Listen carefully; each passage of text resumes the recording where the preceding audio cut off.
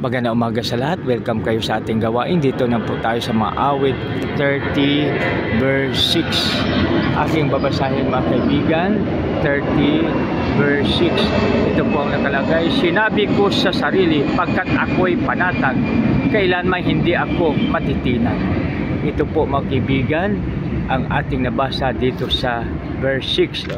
Sinabi ko sa sarili, pagkat ako'y panatag, kailanman hindi ako matitinag. Purihin nawa ang Diyos sa pagbasa ng kanyang salita.